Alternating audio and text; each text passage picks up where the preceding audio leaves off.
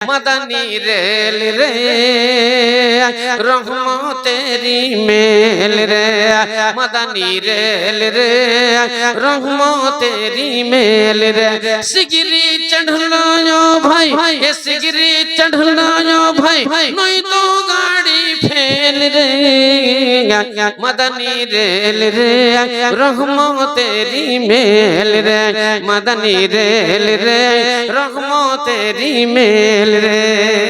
আপনারা তো জানেন আমার দিনের রাসূল সরকারে দো আলম তাজদার মদনী জন্মগ্রহণ করার আগে তিনার আব্বা জান ইন্তেকাল করেছিলেন যার কবর আবু মুকামে রয়েছে ইসলাম দরদি ভাইরা আমার 6 বছর বয়সে মা জননী ইন্তেকাল করেছিলেন 9 বছর বয়সে দাদা দুনিয়া ছেড়ে চলে গেছেন। দাদা যখন দুনিয়া ছেড়ে চলে যান তখন আবু তালেবকে ডেকে বললেন বেটা আবু তালেব আমি অত চইলা যাব আমি একটা ইয়াতিম রেখে গেলাম আমি ইয়াতিম রেখে গেলাম মুহাম্মদকে আমি তোমাকে সইফা দিয়ে গেলাম আমার মুহাম্মদের দেখাশোনা তুমি কইরা।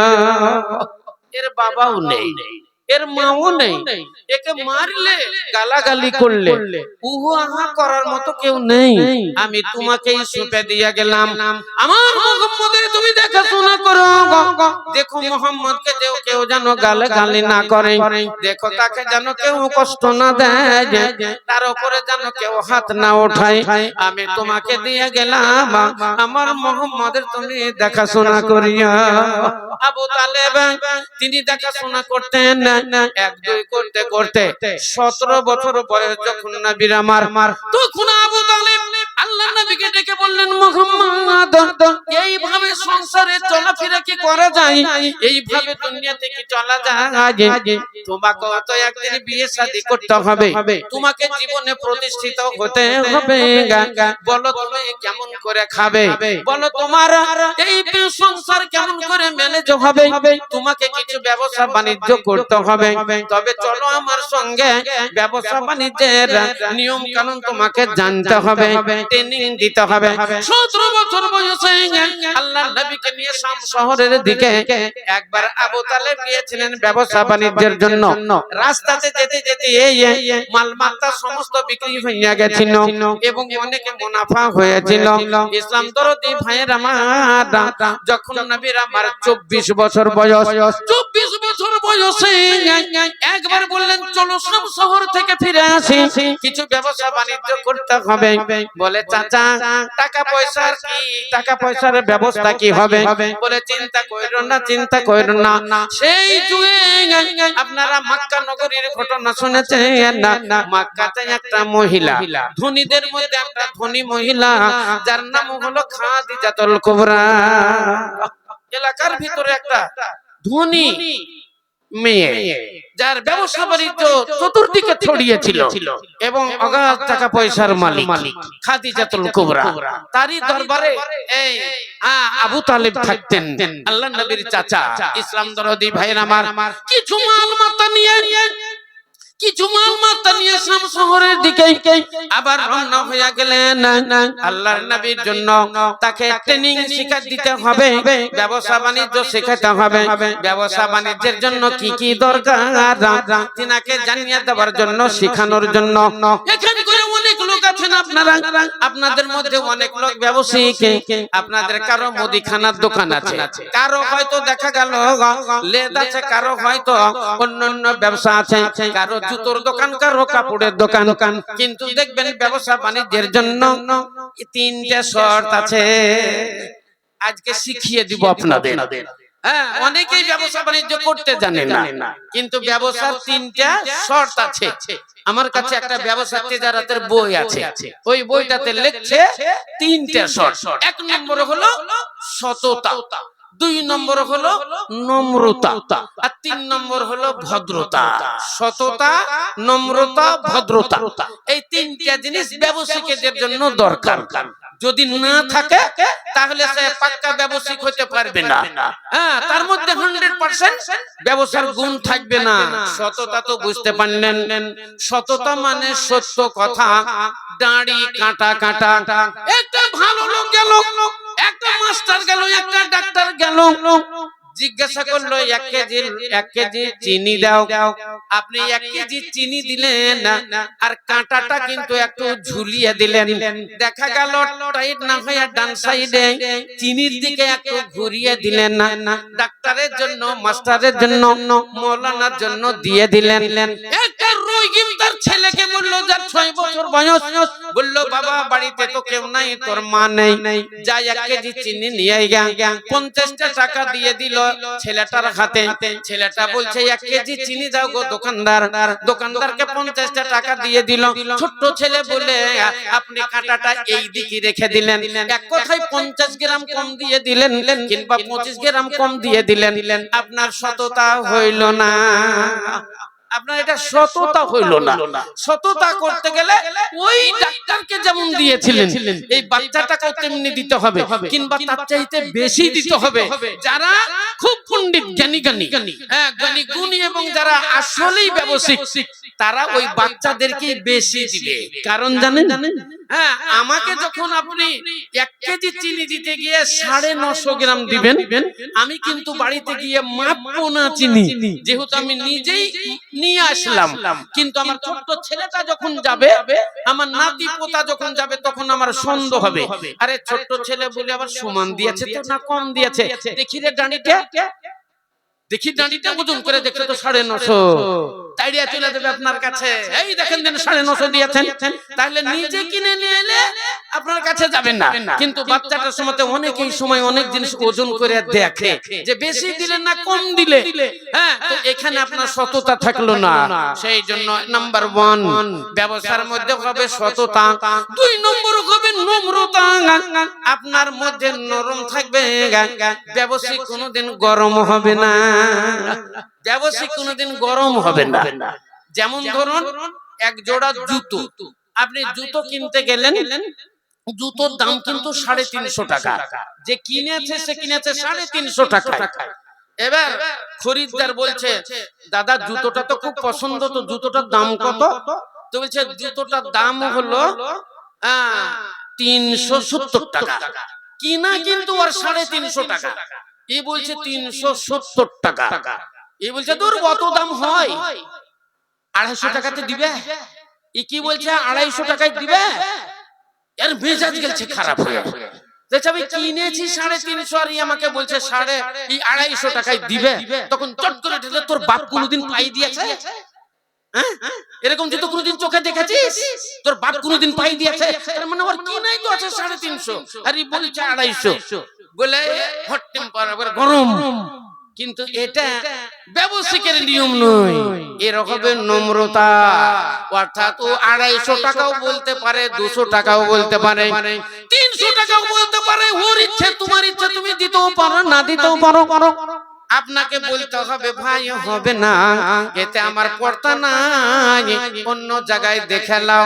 এই জুতোর দাম অনেক 350 নয়, 350 টাকায় কিনা আছে, 400 টাকা দাম লাগবে, নিতে হয়তো না, ওনা নিতে চলে যাও অন্য জায়গায় দেখো গা ভাই। যদি তোমার পছন্দ না হয় অন্য জায়গায়, তাহলে তুমি ফিরে এসো। যদি চয়েস তোমার হয় দামি মেকআপ হলে চলে এসো। এইটাকে নম্র না নরম ভাবে ওকে বুঝাইতে হবে। তোর বাপ কোনদিন চোখে দেখেছে এই বলা যাবে না।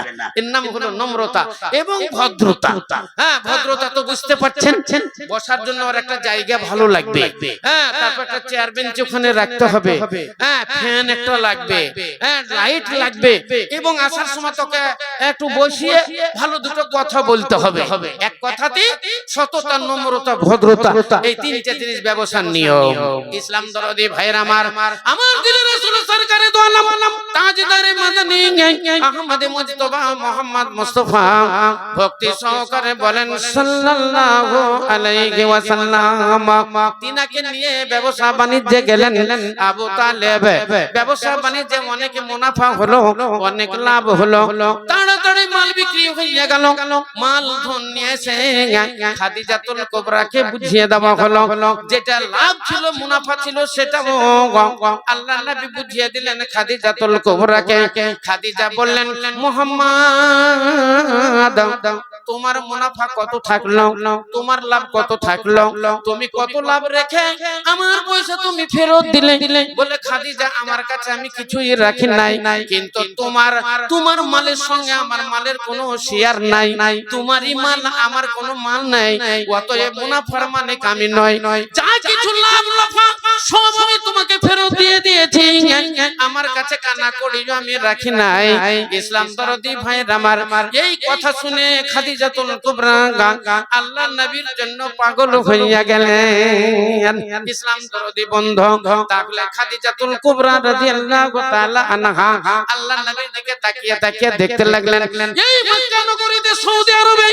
এই রকম ছেলে তো আমি কোনোদিনই দেখি নাই আল্লাহর নবীর দিকে তাকিয়ে আল্লাহর নবীর চোখের দিকে তাকিয়ে তার যেন কেমন হয়ে গেল মন আল্লাহর নবীর দাঁতের দিকে তাকিয়ে মনে হচ্ছে যেন দাঁতগুলো মতির মতো ঝলছে আল্লাহর নবীর কথা শুনছে কথা শুনে যেন খাদিজা আস্তে আস্তে পাগল হয়ে যাচ্ছেন ইসলাম দরদি ভাইয়ের আমার আপনারা তো সকলেই জানেন শুনেছেন আল্লাহর নবীর মাথার চুলগুলো ছিল ঘুংরু ঘুংরু আল্লাহর নবীর মাথার চুল ঘুংরু ঘুংরু ছিল আর আল্লাহর নবীর বুক চিউড়ি ছিল হাঁটতেন যখন তখন সামনের দিকে ঝুঁকে হাঁটতেন হাতগুলো বেলুনের মতো গোল গোল ছিল যখন তিনি হাসতেন দাঁতগুলো মতির মতো চমকাতো আল্লাহর নবী যখন ঘামতেন মিশকে আম্বারের মতো খুশবু ছুটতো ইসলাম দরদি ভাইয়ের আমার পায়ের পেটিটা উঁচু উঁচু ছিল পানি পড়লে সাট করে নিচে চলে যেত আল্লাহর নবী কথা যখন বলতেন তখন মনে হতো যেন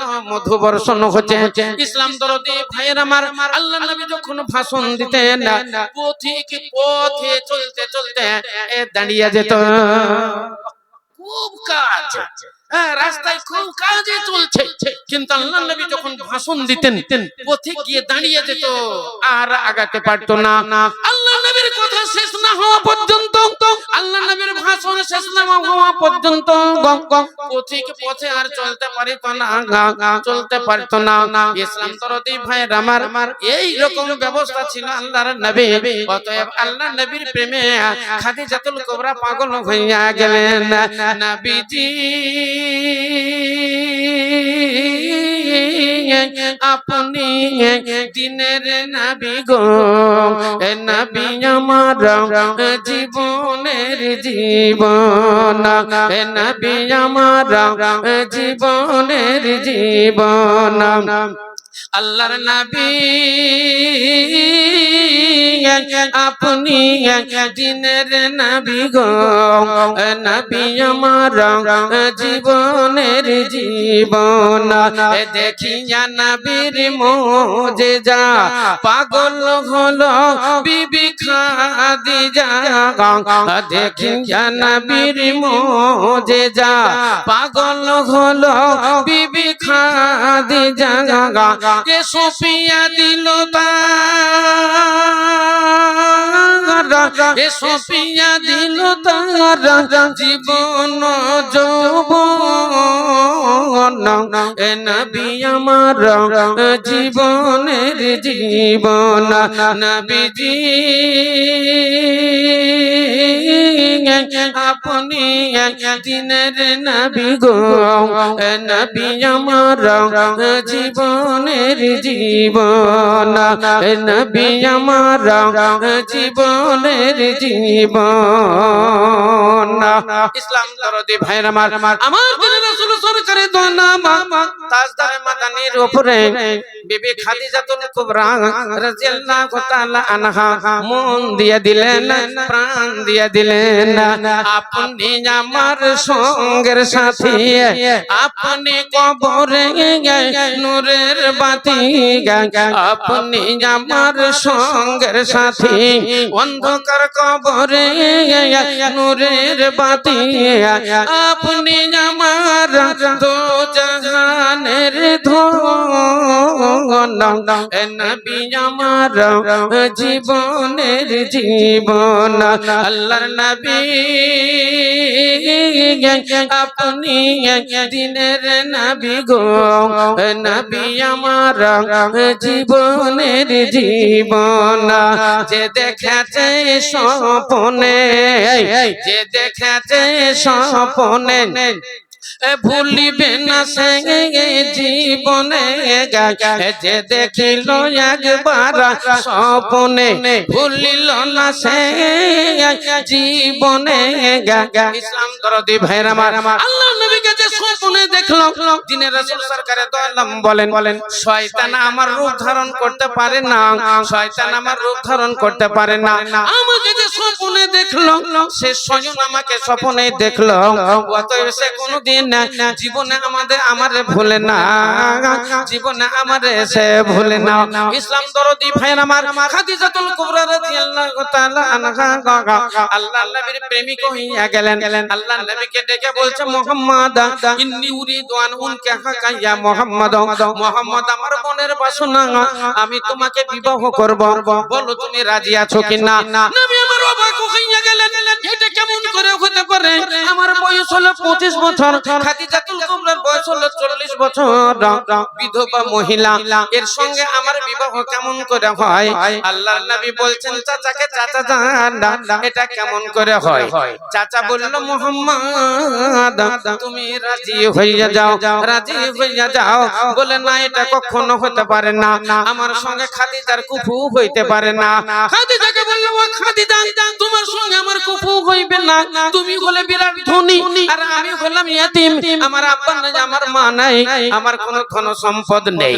খাদিজা বলল, যদি আমি কুফু বানিয়ে দিই তাহলে তুমি রাজি আছো কিনা? বলে, তুমি কুফু কেমন করে বানাবে? বলে, আমার যত ধন সম্পদ আমি তোমাকে হেবা কইরা দিলাম।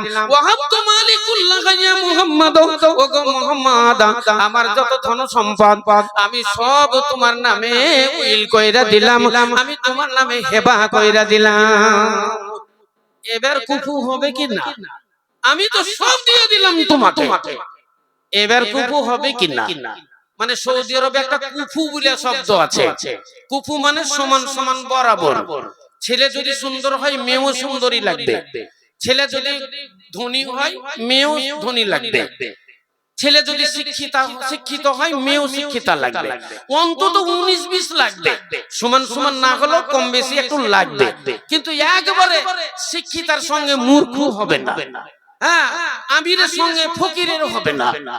কুফুর দরকার। তো এখনো আছে সৌদি আরবে কুফু বলে শব্দ এখনো আছে। বিবাহ শাদী করার আগে হজ করতেই হবে, সৌদি আরবের একটা নিয়ম, বিবাহের আগে ওকে হজ করতে হবে, হজ না হলে আর বিয়ে হবে না, হজ করতে হবে। হ্যাঁ, তো এবার বললো তাহলে এবার কি না? আল্লাহ নবী বললেন, খাদিজা তোমার যত সম্পদ তুমি না হয় আমাকে হেবা করে দিলে, এবার তুমি কুফু করলাম মালের দিক দিয়া। বলো, তোমার বয়স হলো 40 বছর আর আমার বয়স হলো 25 বছর, এবার কুফু কেমন করে হবে? আমার যে 25 বছর বয়স, তোমার 40 বছর বয়স, তাহলে আমার সঙ্গে কুফু হতে গেলে তোমার বয়স অন্তত 20 হতে হবে কিংবা 22 হতে হবে। এই 20-22 তুমি কেমন করে করবে যেহেতু তোমার বয়স হলো 40 বছর? খাদিজা বললেন, আমি এটাও কুফু কইরা দিব, এটাও যদি আমি কুফু করি, বলো তুমি রাজি আছো কিনা? বলে, খাদিজা তুমি এটা কুফু কেমন করে করবে? তোমার 40 বছর বয়স কি তুমি 20 বানিয়ে দিবে? না, তুমি 22 হবে, কেমন করে হবে? বলে, মুহাম্মদ তুমি রাজি হয়ে যাও, আমাকে তুমি কবুল করো। বলো, খাদিজা আমি তোমাকে কবুল করলাম। বলো, আমি কাবিল তো, আমি কবুল করলাম, কথাটা বলো। বলে, তুমি কুফুটা কেমন করবে বলো? বলে, শোনো মুহাম্মদ, আমাকে যদি তুমি কবুল কইরা না, আমার তো 40 বছর বয়স, যদি আমাকে বিবাহ বন্ধনে তুমি বেঁধে নিতে পারো, আমাকে যদি তুমি কবুল করো, আমি তোমাকে অফার দিয়ে দিলাম, আমার বিবাহের পর তুমি আরো বিবাহ করতে পারো, ইচ্ছা করলে তুমি 12 বছরের মেয়ে বিবাহ করতে পারো, 18 বছরের মেয়ে তুমি বিবাহ করতে পারো, 20 বছরের মেয়ে তুমি বিবাহ করতে পারো, আমার তরফ থেকে তোমার কোনো বাধা বিঘ্ন থাকবে না।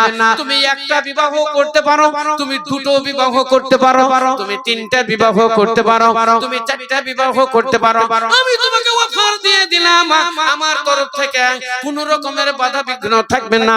আল্লাহ নবী বললেন কাবিল তো, তাহলে কবুল করলাম, বিবাহ হলো। আল্লাহু আকবার। তাহলে 25 বছরের নওজোয়ান 40 বছরের বিধবা মহিলার সঙ্গে বিবাহ হলো, দাম্পত্য জীবন শুরু হলো। এক দুই করতে করতে নবীর আমার বয়স 30 বছর হলো, 35 বছর হলো, 40 বছর হলো। 40 বছর যখন হলো আল্লাহ রাব্বুল আলামিনের তরফ থেকে ইলহাম হয়ে গেল, ইলহাম হয়ে গেল, ওগো মুহাম্মদ তুমি লোকালয়ে আর থেকো না, জনগণের মধ্যে থেকো না, তুমি নিরালাই নির্জনে চলে যাও। তোমার সঙ্গে কিছু কথা আছে, তোমার উপরে কিছু আমার আইন চালু করার আছে, অতএব তুমি লোকালয় ছেড়ে দিয়ে নিরালাই নির্জনে চলে যাও। আল্লাহর নবী বললেন, এ আরব, আমি নিরালাই নির্জনে কোন জায়গাতে যাব? আল্লাহ ইলহাম করলেন মক্কা থেকে 3 মাইল দূরে হীরা পর্বতমালা, হীরা গুহাতে তুমি চলে যাও। নবীকে ইঙ্গিত দেওয়া হলো হীরা পর্বতমালা। অনেকগুলো পাহাড় ছিল, অনেক পাহাড়ে অনেক গর্ত ছিল, সেই গর্তের দিকে আল্লাহর নবী গেলেন না। আল্লাহর নবী গেলেন ওই হীরা গুহা, হীরা পর্বতমালা, যেটাকে বলা হয় জেবলে নূর, ওই নূরের পাহাড়ে আল্লাহর নবী চলে গেলেন। যেহেতু আল্লাহ ইঙ্গিত দিলেন তুমি ওইখানে চলে যাও। ইসলাম দরদি ভাইরা আমার, বিরাট বড় ঘটনা খাদিজাতুল কুবরার সঙ্গে আমার দ্বীনের রাসূল সরকারে দো আলমেরা বিরাট বিশ্লেষণ ঘটনা। নবী যখন আমার জান খাদিজাকে ডেকে বলল, খাদিজা আমি তো নিরালাই নির্জনে চলে যাব, আল্লাহ রাব্বুল আলামিনের অর্ডার হয়ে গেছে, অতএব তুমি আমার জন্য তোষা বানাও, আমার জন্য খাবার বানাও। আমি কতদিন থাকবো সেখানে আমি নিজেই জানি না, আমি নিজেই জানি না। আমি 1 সপ্তাহ থাকতে পারি, আমি 1 মাহিনা থাকতে পারি, আমি 2 মাহিনা থাকতে পারি, আমি 3 মাহিনা থাকতে পারি। আমাকে যে কতদিন থাকতে হবে আমি নিজেই জানি না রে খাদিজা, আমি নিজেই জানি না। অতএব আমার জন্য তুমি তোষা তৈরি করো, আমার জন্য খাবার তৈরি করো, এমন খাবার তৈরি করবে আমি যখনই খাবো তখনই টাটকা, আমি যখনই খাবো তখনই টাটকা। বলেন আমাদের মেয়েদেরকে যদি বলা হয় তো ব্রেন শর্ট হয়ে যাবে। আরে যখনই খাবে তখনই টাটকা, কি করা যায়, কি করা যায়, কি করা যায়? হয়তো মানুষ ভাবতেই থাকবে। খাদিজাতুল কুবরা মনে মনে ভাবলেন, তাহলে আমার স্বামী চলে যাবে বললে 1 সপ্তাহ হতে পারে, 1 মাহিনা হতে পারে, 2 মাহিনা হতে পারে, 3 মাহিনা হতে পারে। এমন খাবার তৈরি করে দিবে যখনই খাবে তখনই টাটকা। তিনি মনে মনে ভাবলেন, আমি জবের ছাতু বানাবো, জবের ছাতু। সৌদি আরবে জব হতো, গম খুব হালকা হালকা হতো। আপনারা জানেন সৌদি আরব খেজুরের দেশ, হ্যাঁ সেখানে তো প্রেম খাজুর, বিভিন্ন রকমের খাজুর। হ্যাঁ সৌদি আরবে যারা হজে গিয়েছেন হ্যাঁ তারা তো সবই দেখেছেন, সবই জানেন। হ্যাঁ সালমান ফার্সির বাগান, আল্লাহু আকবার, বিশাল খাজুরের বাগান, সালমান ফার্সির বাগান, সালমান ফার্সির খাজুরের মার্কেট। হ্যাঁ সেখানে বিভিন্ন রকমের খাজুর। হ্যাঁ সেখানকার খাজুর আমাদের এখানকার হিসাবে 50 টাকা কিলো, আবার ফির একটা খাজুর ওইখানে 100 টাকা কিলো। আবার আমাদের এখানকার ইন্ডিয়ার টাকার কথা বলছি, একটা খাজুর ওইখান করি দেখা গেল 500 টাকা কিলো, 1000 টাকা কিলো, 2000 টাকা কিলো। আমাদের এখানকার টাকায় ওইখানে কাজুয়া, আজুয়া, বিভিন্ন রকমের খাজুর সেখানে পাওয়া যায়। সেই খাজুরের বাগানে, খাজুরের দেশে কিন্তু ওই জায়গাতে একটা ফসল হতো যেটার নাম হলো জব, আর হালকা হালকা হয়তো গম। তাও এগুলা হয় তাইফ শহরের দিকে। হ্যাঁ এগুলা সৌদি আরবে কিছুই নয়, সৌদি আরবে শুধুই বাড়ি ঘর, ব্যবসা বাণিজ্য। এখনো যারা যাবেন দেখবেন অন্তত প্রত্যেক মুসলমান যাদের যাবার আর আসার যাদের খরচ আছে, সৌদি আরব যেতে গেলে আসতে গেলে যা খরচ খরচানি হয়, হ্যাঁ এবং তার কিছু উদ্ভিদ পয়সা যাদের আছে, অর্থাৎ আপনারা তো জানছেন সৌদি আরব উমরা হজে গেলে 1 লক্ষ টাকা। অতএব যদি কারো এক্সট্রা 1 লক্ষ টাকা থাকে তাহলে তাকে অন্তত উমরা হজে যাওয়ার দরকার। হ্যাঁ, যেহেতু মক্কা মদিনা হলো আমাদের আসল জায়গা, মক্কা হলো আল্লাহর নবীর জন্মস্থান, মদিনাতুল মুনাওয়ারা আল্লাহর নবীর হিজরতের স্থান।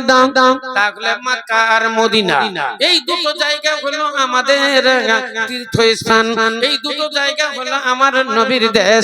ইসলাম দরদি ভাইরা আমারা, সেখানে আছে আল্লাহর নবীর কবর, সেইখানে আছে হযরত আবু বকর সিদ্দিক রাদিয়াল্লাহু তাআলা আনহুর কবর, ওইখানে আছে হযরত ওমর ফারুক রাদিয়াল্লাহু তাআলা আনহুর কবর, ওখানে আছে তো রিয়াজুল জান্নাত, ওইখানে তো আছে ইমাম হাসান ও হোসেন, ওইখান করি হলো বিবি ফাতেমার কবর, ওইখান করি হলো আমাদের মক্কার মুকাররমা, সেখানে হলো আল্লাহ রাব্বুল আলামিনের ঘর, যার নাম হলো কাবা। হ্যাঁ, মক্কাতে আছে কাবা, মদিনাতে আছে মদিনাতুল মুনাওয়ারা। জিনিসগুলো আপনাকে দেখতে হবে। হ্যাঁ, যদি আপনি কোনোদিন বাঘ না দেখেন, যদি কোনোদিন বাঘ না দেখেন, তো আপনাকে যদি আমি বলি বাঘ বাঘ, হ্যাঁ বাঘ দেখেছো বাঘ, তো আপনি কোনোদিনই দেখেননি, আমি বলে দিচ্ছি এইরকম এরকম কান, তার মুখটা এইরকম, সামনে দু চারটা দাঁত আছে, বিশাল ছুরির মতো ধার, তার লাশটা এরকম, গা কাটা কাটা, দাগ কাটা কাটা, তার শরীরের চামড়া। তো আপনি অনুভব করতে পারবেন মৌলানা কেমন বলছে, ওর কানটা এইরকম, চোখ এইরকম, তার দাঁতগুলো এরকম, লেজটা এরকম, দাগ কাটা কাটা। আপনি জীবনে না দেখলে আপনার ব্রেনে আসবে না।